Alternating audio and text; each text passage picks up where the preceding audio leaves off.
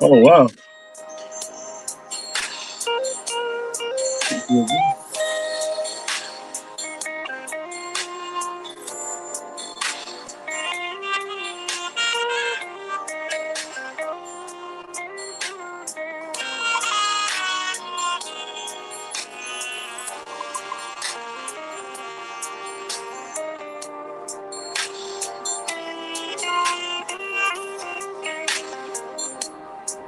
That shepherd pie.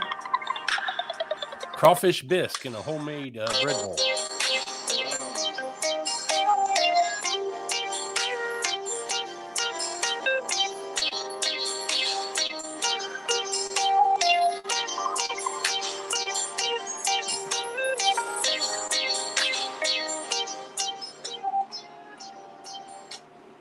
Everybody, welcome back.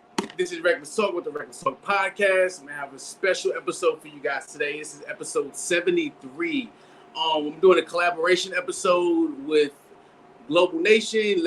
Let's Talk About It podcast and Mr. Rob Clark, Food, Wine, and Whiskey in Your Own Backyard. How y'all doing this afternoon or this evening, actually? Doing good, man. Doing good. I'm all right. Chilling, you know. Glad to have you guys on. I've been wanting to do this for a while now. There's a lot of good podcasters out here, and I think if we all, collaborate together and team up and network, man, we can all be majorly successful.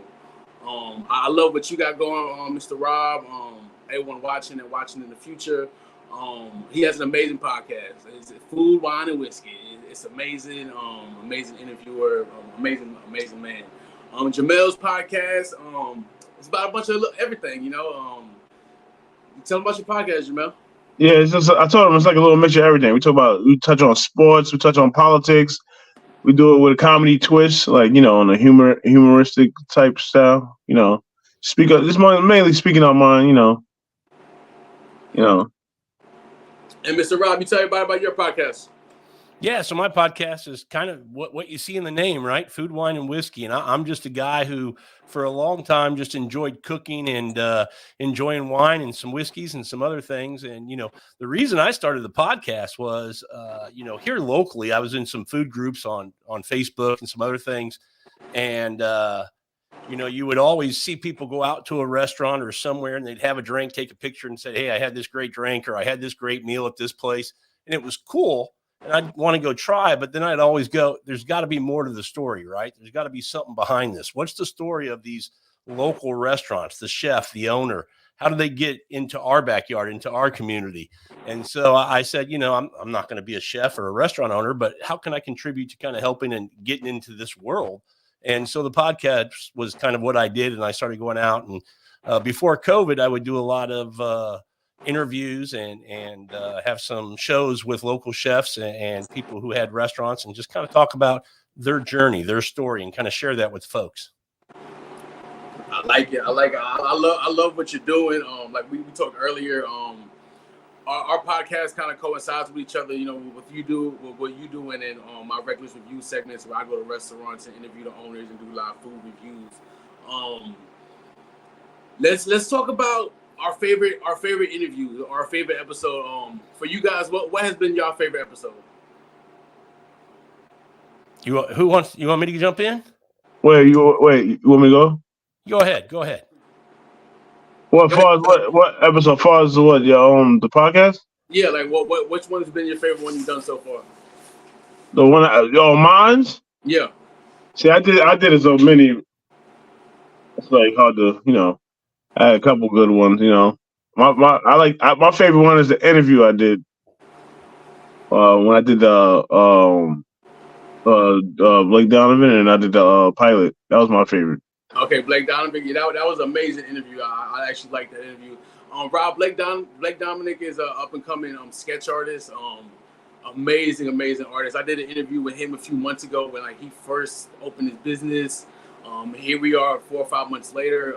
He's actually gonna be on my podcast this upcoming Friday for a follow-up interview. But now he got his drawings in stores. He just did a big art expo in Louisiana. That was an awesome interview. I agree. And for you, Mr. Rob, what was your favorite episode you did? Man, it's always hard to pick out a favorite. But I would say, it's funny when you get into podcasting, you have this kind of vision, this thought of how things are going to go and what it's going to be. And, I've done this now 4 years, and it's crazy how it's evolved and changed. So what I did early on is a little different than what I might be doing now and what I've learned and things like that. But I will say, I do kind of two different things. I have guests on and we do interviews, and I've had some great guests, some masters of wine, some master distilleries from different distilleries around the country, chefs, local chefs like Chris Shepard, did a fun show with him, James Beard Award winning chef here in town. And so those kind of shows are great. But what I love the best is the shows I do with just friends sitting around the table, picking out a topic and just kind of, talking about it. And I do a series of top 5 episodes where we'll pick something out like top 5 ice cream flavors or top 5, classic cereals or something, just to kind of have a fun conversation about it. And one that we did about a year ago was top 5 breakfasts. And so if you can indulge on a Saturday morning and have, whatever big gourmet breakfast you want, what would it be? What would be your top 5 big breakfast you're gonna enjoy that Saturday morning? And it was a really fun show. But one of my buddies, Dave Scott, who was on that episode, his beverage of choice that accompanied every meal was a little shocking, surprising, and made us laugh when we heard him say it. And he was over for dinner this last weekend, and we brought it up again. He said, still same thing, still drinks it every morning. I'm like, you got to be kidding. But I'm teasing you there, so you go listen to that episode, Top 5 Breakfast. It's really a funny one, makes you laugh. Yes, sir. And I have everybody watching the future. I have all the links to all of our platforms in the description, so y'all can go check out all of us. I definitely agree with you, Mr. Rob. It's hard to just pick out one favorite episode. I have so many memorable ones, especially since what I do with supporting and promoting entrepreneurs, small business owners, artists, and so on. But I think one of my most memorable ones, I want to say, is episode 3, the story of Chad Tate. What the world been going through these past few years with the police brutality, Black Lives Matter, everything is just, I don't care where anybody stands on it. My whole point is, with his story, with what the world been going through, it needed to be heard. And in saying that, the story of Chad Tate is a really good friend of mine. He's an older white male. He was the first white male to pledge Alpha in 1991 at the University of South Florida. And for those of you who don't know what Alpha is an all-black fraternity. And for him to pledge Alpha in 91, it was an amazing episode. And my goal for that episode was to just touch one person's life. And not even 2 months after doing the interview with him, someone commented and she said, I needed to watch this. I needed to hear this. Thank you very much. And so for me, my job was done. You know what I mean?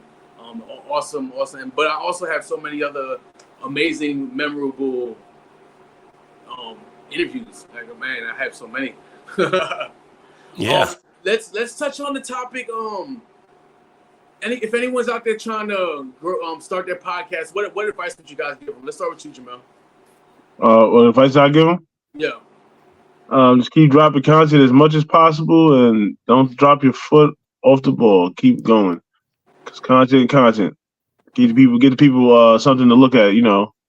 Once they get used to you, they don't know what type of content you're gonna drop. So keep dropping out content. Don't let nobody discourage you. Keep doing your thing. Don't go over how many views you got and all that. That all comes, you know. You just got to work on your content and make sure your features and your presentation, how your videos, your intros, everything come out good. You know what I'm saying? I agree. And you, Mr. Rob? Yeah, I mean, content, when you talk about that, it's being consistent, right? It's making sure that when people expect to get an episode from you, whether it's weekly or twice a week, that they get that. But I would say too, when you talk about starting a podcast, I would say, you want to think about a couple of things. One would be, I think podcasts, I'm still in that world of listening, when you're out multitasking, doing something, you can just put on your headphones and listen to a podcast. I know it's getting bigger into the video as well, but audio is so important. Make sure you have good audio. That's one of the things when I researched and getting started was making sure that the sound is good, because that's important to the listeners. After that, I agree with the content. I would say if you're going to start a podcast, you want to have something that you're obviously passionate about, that you have some thoughts on. You're either an expert or you have some good opinions on. And coming up with a library before you launch. Have 10, 12 episodes ready to go if you're not doing live, that you can just kind of be putting them out every week as you continue to develop other content. And in addition to that, I would say, whatever you're passionate about, you're going to have kind of this circle that you live in, what you think about that topic. You also want to think about what do the listeners or the viewers want to know on that topic, and where those circles kind of overlap is the area you kind of want to be in, so that you're fulfilling what you want to do, your passion for it, but you're also making sure you're delivering what the audience wants as well. I agree, and I'm glad you touched on the audio part. That's 100% true. People will put up with decent video, bad video, but audio, no one's gonna want to watch your episode if the audio's bad. So I definitely agree. Make sure you have good audio. Like Jamel said, make sure you're constantly putting out content. A lot of podcasts on YouTube now. Shorts is a major thing. Shorts. Shorts. Especially if you're just starting out, like if you don't have a big following. A lot of these big time podcasters started their podcast with a following already, so don't get discouraged. I started my podcast when I did my first episode. I had 20 followers, and that was friends and family. So that's like a given, right? Another thing you just touched on, Mr. Rob. Plan your episodes. Have them planned out. Have multiple planned out. Another advice I would give: go be on multiple platforms. I'm on YouTube Music, and Facebook. So be on multiple platforms. Let's go to the comments real quick. Miss Santiago said, yes, finding your audience is very important. Very, very important. I think you need to be diverse. Be willing to take constructive criticism. Take advice. Yep. At the end of the day, even though this is your platform and your show, you still gotta listen to what the people want. You know what I mean? That's one of the things I like about doing this, because, look, I'm interested and passionate about food and wine and whiskey and, coffees and all these kind of things, but I don't by any means know everything about it. And part of the guests that I enjoy coming on aren't just for my audience to learn something, man. I'm learning something too. I have these folks on because in that conversation, I'm able to pick their brains and I get a little smarter on the topic, whether it's wine or whiskey or whatever it might be. No, I definitely agree. I'm the same way. That's why I've been wanting to work with you for a while now. We talked. Like I said, I love what you do. I learned from your podcast myself. So like you said, when you have guests on, it's to also learn. To grow together. Big shout outs to E45 in the building. Another artist I did an interview with a few weeks ago. He's out here grinding. I appreciate you watching. You guys got any shout outs you want to give? I want to give a shout out to my lap nation out there, make sure everybody out there running them laps. Shout out to you. I'll just say thanks to everybody who listens to my podcast, gives me the support. I enjoy doing it, but I hope they enjoy listening. So everybody who does, I really appreciate that. Thank you very much. Yes. Uh-oh. Did my man Jay leave us? Maybe a little technical difficulty. Hey, Reckless, you good? Okay, make me feel bad right here. You ready? You're going to make me feel bad real quick. Tell me what the temperature is outside up there in New York right now. The temperature? Yeah. It's probably like, Are you in the 60s? hold on, let me check. Right back. Yeah, 63. Yeah, boy, that must be nice. I'm waiting. We got a couple more weeks or probably another month before we get anything like that. Yeah, it's like nice weather. It's like nice and cool. So yeah. So what's the weather like that? Where you at located? Man, we are happy, and here's what's going to make you laugh. We're happy now because we're going to be in the 90s all this week. No hundreds.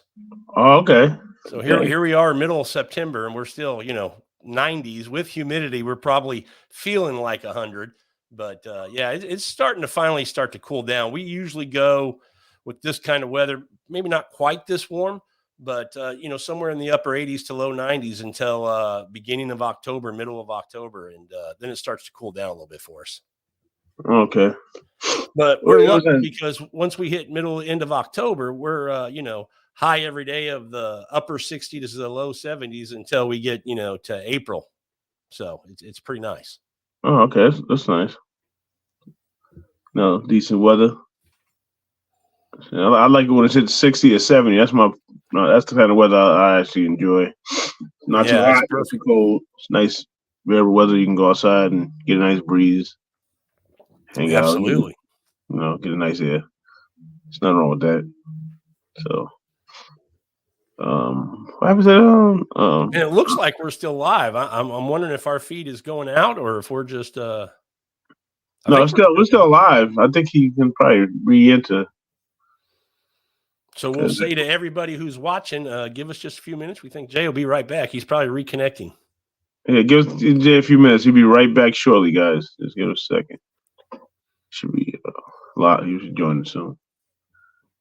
Because this is the actual show, so we can't do much of. Yeah, I had a nice night. I had a wonderful day. Did you? Good. Yeah, working in a hotel, it was on light, So tell me, sports. What's some of the topics you like to talk about in sports? Mainly, my topics is I'm not big on. I'm still learning football. I haven't watched football that much. I'm mostly on basketball, then on baseball. Okay, football. Are you leaning more college or pro when you're getting into it right now? Mostly watching pro. Okay. Leading towards the new season. Are you college basketball, or NBA, or both? I'm mainly towards the NBA. Okay. I'll lean towards college sometimes. Knicks or Brooklyn Nets? You said what? Knicks or Brooklyn Nets? I would probably go with the Knicks over Brooklyn Nets. How are they looking this year? The Brooklyn Nets? Knicks? The Knicks, your team. Oh, the Knicks, they still got the same roster from last year, so they probably do, just run it back. Yeah, they're gonna, they possibly. I don't know what's gonna happen before the season starts, so we'll see what happens. Yeah, Houston's still young, but I think they've got some good talent on the roster. I think they'll didn't have a great year last year, but I think they'll be a little more competitive this year. Oh, we talking about the Rockets? Yeah. Okay, yeah, the Rockets. Yeah, they got the coach. They got into a lot of stuff, so let's see how that goes.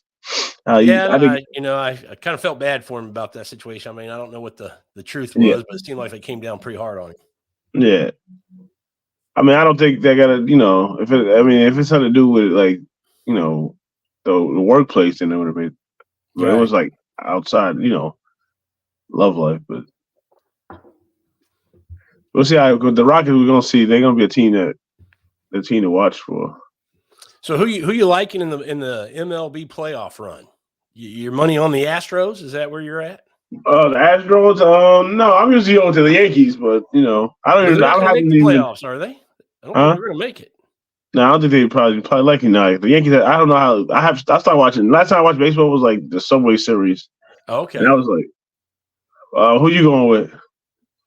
My team, I'm from the Midwest originally, so Missouri, so I'm a big Redbird fan. We had big expectations coming into the year, but we fell pretty flat on our face, so we're out. But my second team that I root for now, it used to be back in the day I didn't root for the Astros because we were both in the National League Central, but now that we're not, and they're in the American West, I do cheer for the Astros. So yeah, I'd be pulling for them to make another run in the playoffs. They got a good team, good group of guys, and they're really good here in the community. So kind of hard not to support them. Okay, cool. So you ever had, what kind of wine did you ever try? Man, the wine, everything. I had the Carlos Reyes is my favorite. I get a big jug of that. Carlos Reyes? Yeah, it's called Carlos Reyes or something. It's a big jug. They sell it in like the Italian pizza restaurant. Is it like a Chianti Classico? Yeah, it's like it's a big jug. Yeah, I'm not familiar with that one. Yeah, I get that. Easy order that. So yeah, no, wine is a rabbit hole, man. I mean, you can get down the wine rabbit hole and you can go forever. You're never going to learn or taste everything. And there's certain grapes that can be grown all over, like Cabernet Sauvignon is a very popular wine. It's a grape that can be grown in a lot of different places. But then there's other grapes that like Nebbiolo that does really well in Piemonte up in Italy, but you don't see it in too many other places because the climate and everything works there for them to be able to grow that particular grape. And then there's indigenous grapes to other parts of or other countries, that in Italy or other countries around the world where they have varieties that only grow in their country and they make wine out of it, and some of it's really, really good. Oh yeah, that's cool. I didn't even know that they do that. Yeah, so the wine grapes, there's hundreds of them that you can get. Man, I apologize, guys. No, you're good. My neighborhood just had a whole power outage. Oh man. Yeah, this is ridiculous. That's why I'm moving like in 3 weeks. So I do apologize. I'm glad y'all still back on for real. Yeah, we stayed on. We just chatted it up. Yeah, we was just talking about the wines and we talk about sports teams, MLB and other stuff. Okay, cool, man. Once again, I do apologize. So y'all go ahead and continue. Okay. Oh, we're good. We were just waiting for you to come back and take control. Oh, okay. Yeah, I was like, my bad, everybody watching. My bad. Once again, we have bad power outages out here. That storm we had Friday, my power went out. All right, so let's go to the comments. Brim said Iowa was already dropping, and as soon as it's October, it will be 40 in the 40s and 50s. Dion Garcia said it's going down to H-Town. What's going down, Dion Garcia? That's my guy, man. He's a radio personality at Texas 101 Jams. Big shout out to you. I actually co-host one of his shows. Shout out to him. That was an amazing show. Then we got Jay in the building. Jay Mel Jay said, "What's up?" Oh, what up, Jay? What's going on? Dion Garcia said the Astros, and Brim said I enjoyed myself so far. Nice. That's what's up. Yeah, we were talking a little bit about the weather too, because I told him he's going to make me jealous when he told me how nice it was up there. He said 63 right now. I told him we're happy to be in the 90s. Man, I know it, right? I said that the other week, man. Out here in Texas, man, I was happy to see 95 because for some reason this summer we've been 100 degree plus every day. And that's the temperature, and it feels like 115. With the humidity. Yes. Yes. Yeah. Oh, nah. I want to touch on an interview you did with Mr. Polanski. Is his name? Bob Polinsky. Yeah, Master of Wine. Man, that was an awesome interview. Tell everybody who he is and his accomplishments. Yeah, Bob Polinsky is a master of wine, and that's a level of expertise in wine. It's an accreditation that you get after years. I mean, years and years. And the normal track to doing that, if you've never heard of the WSET, it's the Wine and Spirits Education Trust out of London that kind of, is the educational course for a journey in learning more about wine. I'm WSET level 2 right now, but I believe he took that path and became a diploma. And then after you become a diploma and you've completed the entire course, then you can apply for and try to get into the school of becoming a master of wine, which once you get into that, it still takes a couple more years to several years to learn everything you need to and be able to pass the exams that you need to get that certification. And, it's very rare that somebody passed that examination on the first time. I don't remember if he told me he did or not. I don't remember. I don't want to misspeak, but there's very few of those in the world, and even fewer in the United States. And he's one of them. But just a great guy. He's got a YouTube channel that, talks about wine on YouTube on his channel, the same name, Bob Polinsky, Master of Wine. And what I liked about him is he does a really good job of helping people learn about wine and explore wines from all over the world. But he does it, a lot of times you'll see a lot of wine shows and they cover wines that are kind of, I call them out of reach, whether it be too expensive for me to afford or, something that you just can't get in this area in the States or something like that. And he covers things that are budget friendly, that the average wine drinker who wants to enjoy wine more, understand what they have in the glass and appreciate it. He covers those things and really puts it into a conversation where you understand it. I don't want to call it dumbing it down, but he talks in a way that it makes sense to the average person so that you can understand what he's saying and what you should be getting with each wine. So he does a really good job. He's outstanding. I've really enjoyed his content on YouTube. That's awesome, man. How did that interview come about? How did you guys connect? So there's another YouTuber named Matthew Horkey, also covers wine, travels the world and gives reviews and does things on wine. He and I did a show together first. And then him and Bob know each other, and it just kind of came from there that I got to reach out and become friends with Bob, and then had him come on the show. And we did a fun episode. We're going to do another one here in probably another month where we're going to cover the 100-point system in wine. I don't know if you've ever been to the wine shop and you look and there's a tag and says this one got 92, this one got 93, this one got 97. And what does that mean? What does that tell you? I mean, you assume it's good, but what does it really mean? So we're going to do a show and give our thoughts on the 100-point system, which should be a lot of fun, a little bit entertaining. Yeah, that's definitely cool. So we all got our podcast thing going on. What would you guys say? What doors have opened for you guys since starting your podcast, or what relationships have you guys built?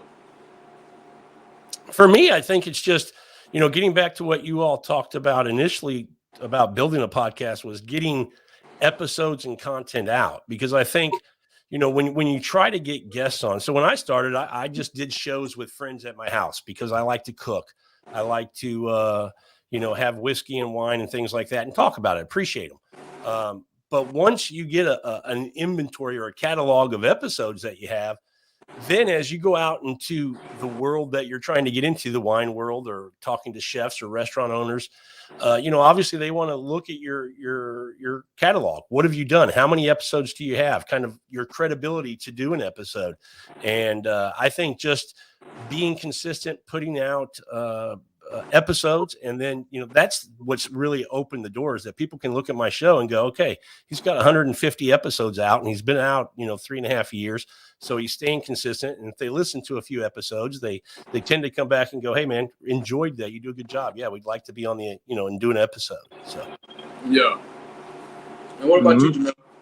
Oh, me, it's like me opening doors for me to learn about different stuff. That's why I like doing interviews for different type of fields of work and businesses, because I learned stuff like, say for instance, I did like a pilot interview with a pilot. I learned stuff about the pilot, which I had I didn't know nothing about that. So it's like learning new fields, of the craft, and just learning more new stuff and stuff. And most of the things I do is mostly current events. So I always touch on what's going on in the world.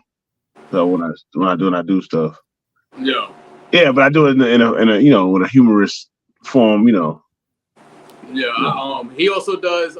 We do movie reviews on his podcast. Oh yeah, I do movie reviews as well. Oh, they're hilarious. I would say for me, man, so much has happened for me since I started my podcast. I started 7 months ago. And like when I started my podcast, it was never for intentions to get famous or to blow up. And it's still not about that. It just came with it. You know what I mean? But for me, it's the relationships I've built and just getting to know people's stories. You know what I mean? I've built so many great relationships, partnerships, Dion Garcia, he's one of them that's in here. He took me under his wing and hey, Jay, come to the radio station and co-host a show with me. You know what I mean? He didn't have to do that. You know what I mean? But I think what I'm doing speaks volumes. I love helping people. That's my passion, to help people. And all three of us were blessed to have a platform to do what we love to do. You know what I mean? And for me, it's amazing to be able to help people reach their goal and their dreams, because I'm living mine. You know what I mean? So yeah, absolutely. Definitely a major blessing. Definitely a major blessing. And Dion said it's colder in hell than it is in Houston. Facts. And that's why I started to do this, because I grew up watching people, and I always wanted to have my own platform and have my own touch on everything, in my opinion, and thoughts on me. So, when I say something, if I give you a lap, you just got to run it out, Hey Rob, you have completed the West Level 2 Awards in wine. What exactly is that? So again, it's through the WSET, the Wine and Spirits Education Trust in London, and it's just going in and learning about wine, really learning about wine, the grapes, the viticulture, winemaking process, tasting through wines, understanding the differences in how wines taste. And it could be the same grape, it could be a Cabernet Sauvignon that's made in Napa Valley. How is it different than a Cab Heavy wine that's made in Bordeaux? Getting the understanding climate and terroir, so that you have this sense of place of where the wine comes from. And so learning that, so that when you're at home or you're with friends, there's times where you want to take a wine and you really want to kind of dissect it, if you will, and appreciate it, kind of figure it out, what you like about it. There's other times where you open up a bottle that, you don't want to think about. You're just kicking back with your friends and you just want to have something in the glass to enjoy while you're, I was going to say shooting the blank, but I guess I better not. But just kicking it on the back porch or something like that. Yeah. Just hanging out. You don't have to think. Kicking it on the porch with your homies, sipping on that wine, get a little taste test. So the WSET level 2, there's a level 3, and then that gets a little bit deeper into everything and starts to get into some of the business of it, I believe. And then there's a bigger tasting component to passing that next one. And I'm going to start that, I believe, next year after the holidays. I'll try to get into WSET level 3 and then pass awesome. that. Congratulations on that. That's congrats. Awesome. Yeah. I guess let's get into hobbies. We all take this podcast thing serious. I know we talked earlier, Mr. Rob, and you said you had to take some time off because you sometimes you just get burned out. So when that does happen, or just life in general, when you're not doing your podcast, what's your hobbies? Man, it still kind of stays in this world. It's cooking and hanging out with friends, right? I still do that. I just take a little break from the show. But in addition to that, one of the things I really enjoy doing is playing golf. My son loves playing golf. I've got some friends who enjoy playing golf, and we're actually going to do a October 21st, that Saturday. I'm doing the first food, wine, and whiskey 2-man scramble out here at the golf course. And then afterwards, we're going to come back and I'll do a burger bash in the backyard and have everybody come over with their wives and throw some college football on and have a little food and hang out a little bit. But golf's really kind of the thing I enjoy the most. Yeah. I'm going to throw up these pictures real quick. I know you love cooking also. One of my favorite things to cook, yeah. Let's show everybody this food here. All right, so explain, what is this that we're looking at? So you know what a charcuterie board is, where you have the meats and cheeses and all of that on a board. This is we did a brunch version of that. So this was a brunch where we opened some champagne and you can see the chicken and waffles on there in the bottom, some bagels, some smoked salmon. We made some other dishes and fruits and things like that, pastries on there. So this was our version of a brunch board.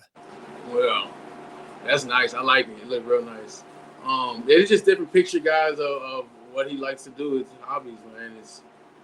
I like. Yeah, it's making some quenelles from France, from Lyonnaise. That was the sauce that we were making with some lobster tails and things. That's awesome. And we got some homemade pizza. Pizza's my thing. Pizza's my. If you ask me what my biggest food is that I enjoy, the Italian cuisine is what I like the most. That's probably my favorite. I mean, I love foods from all over the world, and it's one of the reasons I enjoy food and enjoy cooking. It's a way for me to get people to my house. So, everybody wants to come over and eat, right? And hang out. But I enjoy the people, and it's a way to bring people together. And the other reason I like food from around the world is that's a great way to learn about people. Food to me is something that's easily to talk about and learn about cultures. And most foods I've found are really, I call them like peasant type foods. If you look at like the four pastas of Rome, the 4 different pastas that are famous there are 3 to 4 ingredients each. And that's it, because that's what they had. So all these classic dishes that are so popular and famous in a lot of countries, whether it's Mexico or other places, it was what the people had available to cook with and make. And so that's became, the food that they ate, and that's what they're known for. And so I love that, and learning about different regions.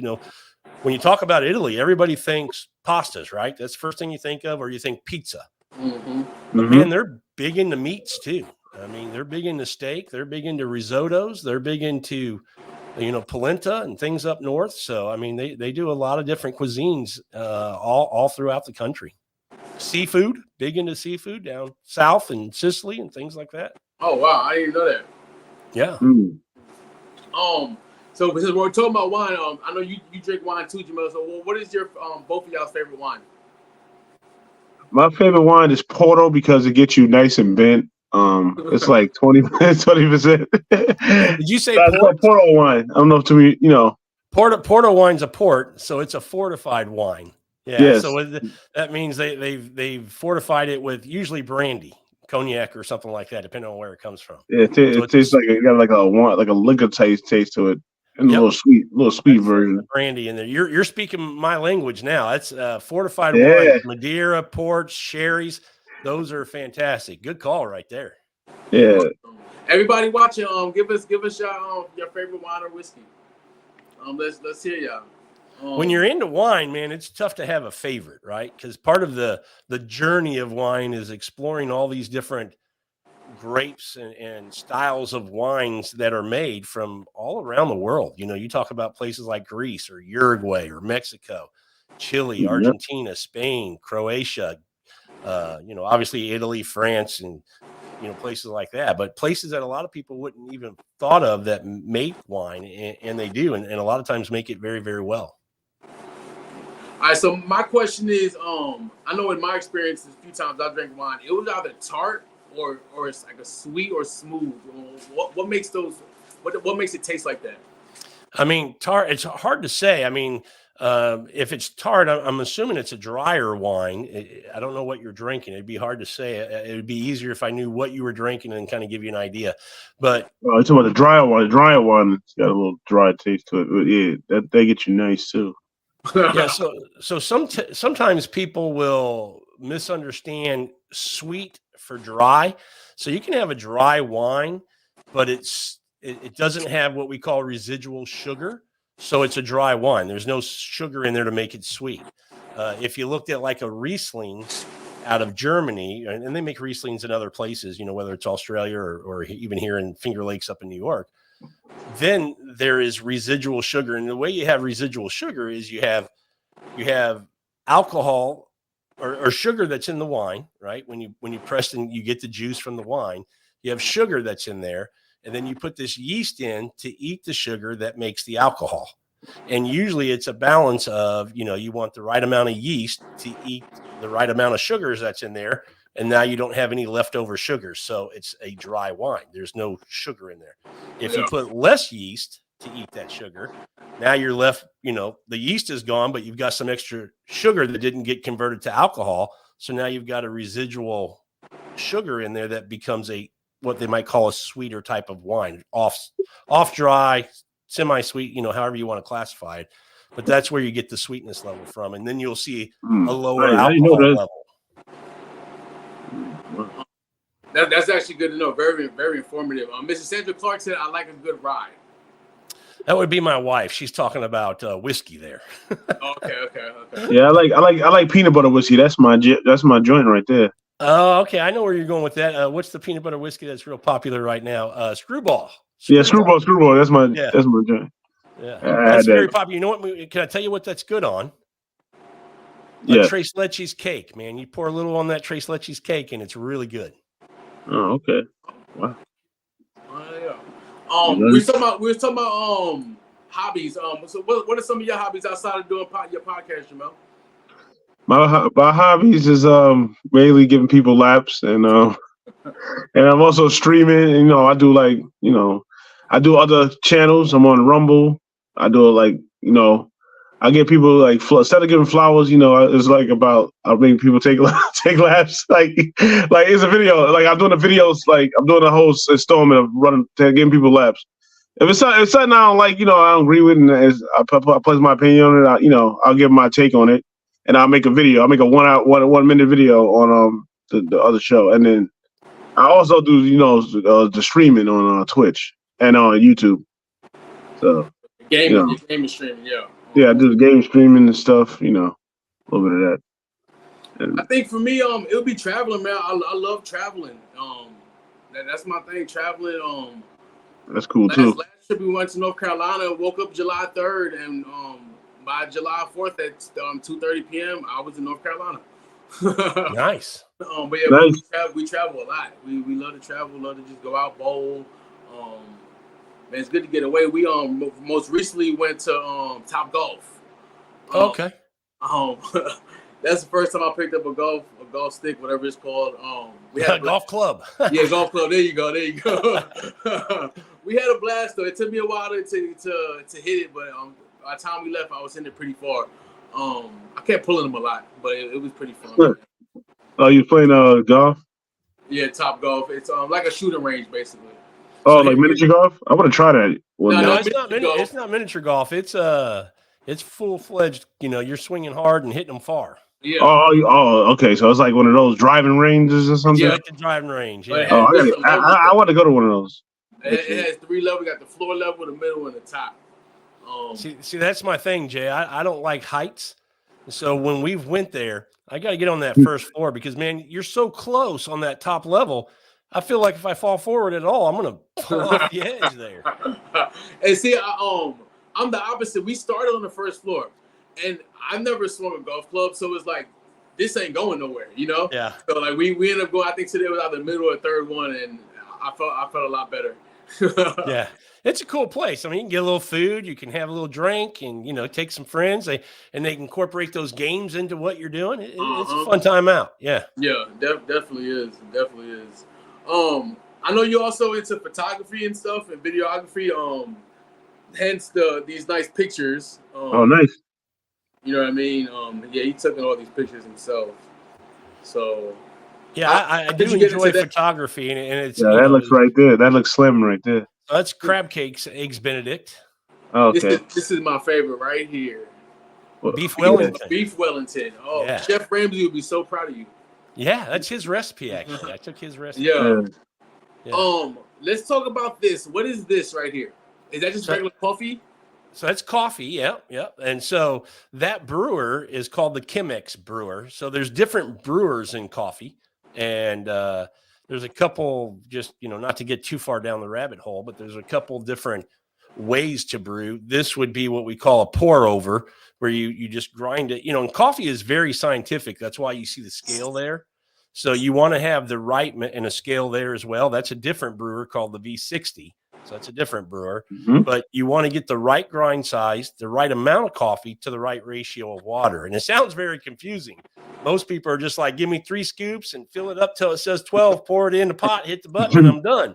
And that'll get you coffee, but it may not be the best tasting coffee you've ever had. There's a science to it. Yeah, there's real science to it. So I bring some friends over. Sometimes we'll do a little coffee morning, and I'll make them some coffee. They'll be like, I've never had coffee like this. And they'll start to get the fruit in coffee. A lot of people don't know that coffee beans aren't beans. They're just called beans because they look like a bean. They're actually 2 seeds that come from a cherry. So they should have a fruit flavor to them. And when made right, you can get a very fruity coffee, a very fruity flavor on your coffee. Oh, wow. And that's just from regular grinding the beans up.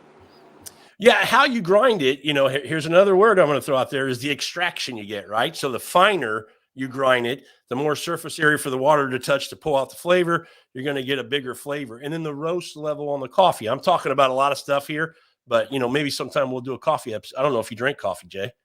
I don't, but I'll be down to do one though. Okay. But yeah, I might try. I drink iced coffee, but I don't really do the coffee thing. Hey, iced coffee's good too, man. I like it, iced coffee, especially down here for about 4 months when it's 115. I'm more of a fan of iced coffee myself. Yeah, it gets my juices running, guys. I'm ready to run. You ready to do some laps? So yeah, coffee's another one of those rabbit holes, and my wife will tell you, man, when I start these things, I go deep, man. I don't let up. I get into it pretty hard. So coffee's become one of them. We're gonna go ahead and wrap this up in a minute. What advice would you guys give to any entrepreneurs, any podcasters that's or just the next generation trying to pursue their goals and dreams? For me, I would say, like in life, be persistent. Don't take no for an answer. And, if you're going to start a podcast or something like that, it needs to be something you're passionate about. And I think most people who start something like this, it's around something that they're passionate about. That's what keeps that drive kind of going. It's, I could talk food, wine, and whiskey all day long. And I'm sure the things that you guys are into, you could do the same thing. Yeah. So, finding something that you're really passionate about and just sticking with it. I like the advice that Lap Nation gave earlier about, don't give up, right? No matter what anybody says, and what you said, Jay, even if you only have 20 followers, it's going to take time for you to be figured out. We know in the different worlds, whether it's YouTube or wherever, there's those algorithms that play that, put you in a certain spot of people being able to find you. So that's important. And then how you title your episodes, because you got to think about what you talk about on that episode versus what people might be looking for. And if it correlates to what you talked about, put that in the title somewhere so that when they search that topic, it pulls up. Yes. I'm glad you said that.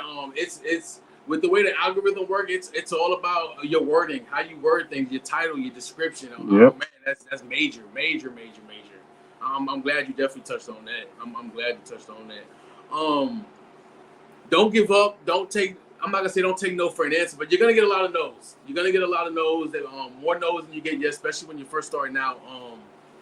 I like to use RL Bell. RL Bell was the first celebrity I had on my podcast. I had less than 75 subscribers. RL Bell, he's most popular or mostly known for America's Got Talent and The Voice. He made it to the judges cut in America's Got Talent. Amazing voice. He got his big break at 55 years old.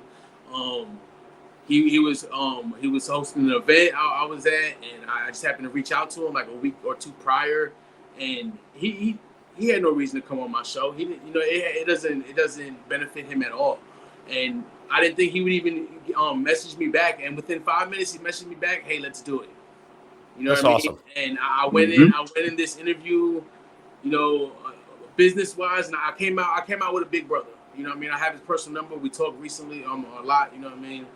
Big shout outs to Malcolm. Real Talk 100 Radio is in the building. What's going down, my guy? Shouts out, Real Talk Radio. I appreciate your brother. But yeah, just don't give up, guys. Don't give up. You're gonna get a lot of no's, but don't let it discourage you. And I'll say this too: when you start, you're gonna think you suck. I mean, you just are. You're gonna think you're no good. You're not doing a good job, and for me, I wasn't. I sucked. But the more you do it, the more comfortable you get, and the better. Yeah, once you get comfortable, you get it. You get in that. That's what I'm saying. I was telling people about when you run those laps, you just gotta lace your sneakers up. That's right. Tie them tight. Right. Run them out, man. Yeah. That's another good point. I went back. I remember the first time I went back to look at my episodes I've done. I went back to episode 1 and just compared my my introduction. And episode 1 is like, "Hey guys, this is Reckless Talk Podcast, episode 1." And now it's like, "Hey guys, Reckless Talk." You know what I mean? The energy, the confidence. It's definitely, you'll definitely see your growth, and I definitely recommend going back to your old episodes and watching them and see where you can learn, and have a good team with you. Don't have people around you that's just gonna tell you what you want to hear. You know what I mean? I have an amazing team behind me. Amazing writer. We got Miss LaVonia Graham in the building. She said lots of growth from the first episode. Absolutely phenomenal. I really appreciate that. I really, really do. Yeah, man. I did an episode with you off. What was for one of your shows? My very first one. I was just about to say that. Big shout out to Jamel. My very first episode, my guest canceled on me literally 5 minutes before my episode. And my thing is, I have to put something out. And I hit him up, and he, no problem, jumped on my podcast. And it was a little barbershop episode. How we doing now? Just talking, and So yeah, big shout out to you, man. Yeah. Oh, appreciate it, man. I just, me, I love creating content. The other thing I would say too is, once you get over that kind of, getting comfortable, once you get there, just remember to stay authentic, be who you are, because the audience will be able to tell if you're being something other than who you are. And I try to be whoever I am on the mic when we do the show. If you come over and hang out, we have dinner, I'm the same guy, and I think people appreciate that who they see or hear when they meet you and hang out, it's the same guy. Yeah, definitely. And before we go, I want to talk about being a host. If you're gonna start a podcast, man, you gotta be a great host. You can't overtalk your guests. Let them talk, but you don't want them to get run on or go different directions. But that's important for me, man. Give your guests a chance to talk. And another thing I like to do, I like to build a rapport with my guests before they come on. So I'm in contact with them at least a week prior. We talk the day of, the day before, just to get comfortable with each other. You know what I mean? And so it's more authentic, and it makes it feel like we're not even on a show. We're just sitting here talking. You know what I mean? Conversing. Malcolm said, engage. Be consistent with who you are. Facts. Big time facts. Big time facts.